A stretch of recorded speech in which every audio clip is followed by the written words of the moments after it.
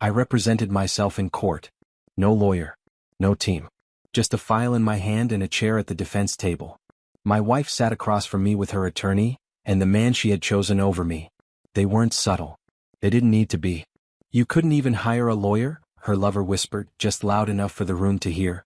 That's actually pathetic. A few people chuckled. Even her attorney smirked. My wife didn't stop them. She just watched me. Like I had already lost. Like the outcome had been decided the moment I walked in alone. Maybe that's what she believed. Maybe that's what everyone believed. A man without representation looks like a man without power. That's the assumption. And assumptions are expensive. I didn't respond. Didn't react. Didn't correct them. Because I wasn't there to argue perception. I was there to let it collapse. The judge entered. Everyone stood. Proceedings began. Routine. Predictable. Until the moment her attorney started speaking. Confident. Polished. Rehearsed. He laid out their case like it was already finished. Financial incompetence. Emotional instability. Irresponsibility. A narrative designed to make my silence look like proof. I listened. Took notes. Waited. Because timing matters more than volume. And then, mid-sentence, the judge raised his hand. "Counselor," he said, looking directly at her lawyer, "you do not recognize him?" The room shifted. My wife frowned. Her lawyer paused, confused, and for the first time since I walked in, no one was laughing anymore. "My name is Daniel Hayes. I'm 38 years old, and I used to do exactly what her lawyer was doing now, until I stopped.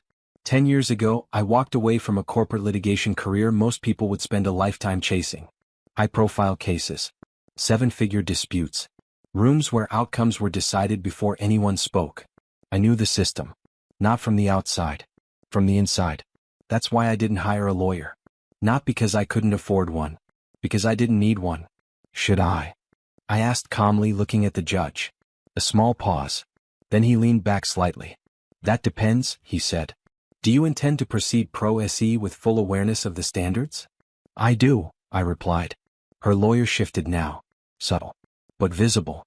Because confidence only feels solid until it meets something unexpected. My wife looked between us. Still confused. Still trying to understand what had just changed. "Very well," the judge said. "Proceed." Her lawyer cleared his throat and tried to continue. But the tone had shifted. The rhythm was off. Because now, he wasn't presenting a case to someone unprepared. He was presenting it to someone who knew exactly where it would break. And I had already seen the first crack. It wasn't in his argument. It was in his assumption. He thought I was alone. He didn't realize I had built this entire situation around that belief. And I was about to use it. He recovered quickly. Good lawyers always do. "Your Honor," he continued, "the petitioner will demonstrate a consistent pattern of financial instability and emotional negligence." Objection. I didn't raise my voice. Didn't stand abruptly. Just spoke. Calm. Precise. The way it's meant to be done. He stopped. Looked at me. Then at the judge. "On what grounds?" he asked, irritation slipping through. "Vagueness and characterization," I said. "No supporting evidence introduced. He's testifying, not arguing." Pause. The judge nodded slightly. Sustained. Just like that. First disruption. Small. But surgical. Her lawyer adjusted his stance. Different now. More careful. He introduced documents. Financial summaries. Selective. Curated. Designed to tell a story without context. I let him finish. Took notes. Didn't interrupt again. Because one interruption is a correction. Too many. Looks like insecurity. When he sat down, he glanced at me. Not mocking anymore. Measuring. Good. That's where I wanted him. The judge turned to me. "Mr. Hayes, your response?" I stood. No rush. No hesitation. And for the first time since this began, every eye in the room was on me. Not because I looked weak. Because they didn't know what I would do next. And uncertainty is where control shifts. I opened my file. Looked once at my wife. Then at her lawyer. And said something simple. "Let's start with the timeline." Let's start with the timeline. I placed a single document on the stand. Not a stack. Not a binder. One page. Clean. Structured. Deliberate. Her lawyer watched it like it might be a trick. It wasn't. It was worse. "Exhibit A," I said. "Joint financial activity over the past 3 years." The clerk took it. Passed it to the judge. then to opposing counsel. I didn't speak again until they finished reading, because silence forces attention, and attention exposes detail. Mr. Hayes, the judge said, eyes still on the page, walk me through this. Line 12, I replied. Her lawyer flipped quickly, then slowed, because that's where it started. Regular withdrawals. Consistent. Predictable. Not from her account. From mine. Transferred into a third-party account. Unfamiliar name. Who is that? The judge asked. I didn't answer. I let her lawyer. Because forcing your opponent to speak your evidence is how you control the room. He cleared his throat. It appears to be a personal transfer. Repeated, the judge noted. Significant, I added calmly. My wife shifted in her seat. First time. Subtle. But real. Mr. Hayes, the judge said, what are you suggesting? I looked directly at her lawyer. Then at her. Then back at the judge. I'm suggesting, I said evenly, that the narrative presented doesn't match the financial behavior. Pause. Then I added. And we haven't even discussed where that money actually went. That's when her lawyer realized. This wasn't defense. It was exposure. Her lawyer stood up again. Faster this time. Your Honor, these are irrelevant personal transfers. Then explain them, I said calmly. He stopped. Just for a second. But in court, a second is enough. They don't pertain to the core issue. They are the core issue, I replied. They contradict the financial incompetence claim. The judge looked between us, then back at him. Counselor, he said, if you're asserting financial instability, these transactions are directly relevant. Silence. Her lawyer adjusted his tie. Bought himself time. Bad move. Time gives clarity.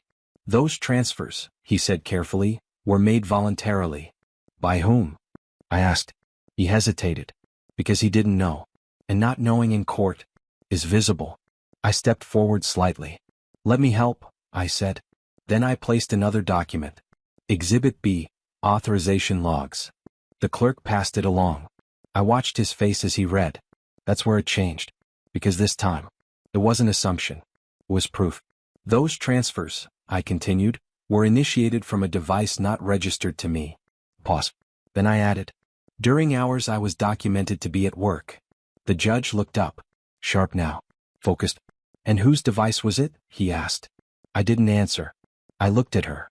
And for the first time since this began, my wife didn't look confident. She looked exposed. Because truth doesn't need volume. It needs sequence. And I was just getting started. And whose device was it? The judge repeated. I didn't rush. Didn't soften it. I turned one more page and placed it on the stand. Exhibit C, device registry and login history. The clerk passed it forward. Her lawyer skimmed it first. Then slowed. Then stopped. Because the name attached to that device wasn't mine. It was hers. My wife's fingers tightened around the edge of the table. Your Honor, I said evenly, the transfers were not only unauthorized by me, they were systematically executed from her registered device over a 2-year period. Silence. Heavy now. No whispers. No smirks. Just attention. Her lawyer cleared his throat. There may be an explanation. Then let's hear it, I said. He turned to her. For the first time. Not as his client. As his problem. She didn't speak. Because there wasn't a version of this that sounded innocent anymore. The judge leaned forward. Ma'am, he said, voice measured, were you aware of these transactions? Pause. Long enough to matter. Then. Yes. Quiet. But clear. That one word shifted everything. Because denial keeps things arguable. Mission. Ends debate. Her lawyer sat down slowly. Not defeated. But recalculating. Too late. Because the moment she said yes, this stopped being a narrative. And became a record. And records don't care about perception. The room didn't move. No whispers. No reactions. Just silence settling into something heavier. Her lawyer leaned toward her, whispering quickly. Damage control. Too late. Because once something is on record, it doesn't disappear. Your Honor, he said, standing again, we request a brief recess to confer. Denied, the judge replied immediately. No hesitation. No room. Because this wasn't confusion anymore. It was clarity. Mr. Hayes, the judge said, turning to me, continue? I nodded once. Then placed the final document on the stand. Exhibit D, I said. Property transfer draft and communication logs. The clerk passed it forward. Her lawyer's shoulders dropped slightly before he even finished reading. That's when I knew. He understood. What is this? The judge asked. A drafted agreement, I said, prepared by the respondent and a third party. I let that sit. Then added, intended to transfer jointly held assets following a finalized ruling, based on a narrative that has now been proven inaccurate. The judge looked up sharply. Third party? He asked. I didn't look at the lawyer. I looked at the man sitting beside her. The one who had been laughing earlier. Her lover. This one, I said. Silence. Complete. Because now the room saw it. Not suspicion. Not theory. Coordination. And that changes everything. Because mistakes happen alone. What? Don't.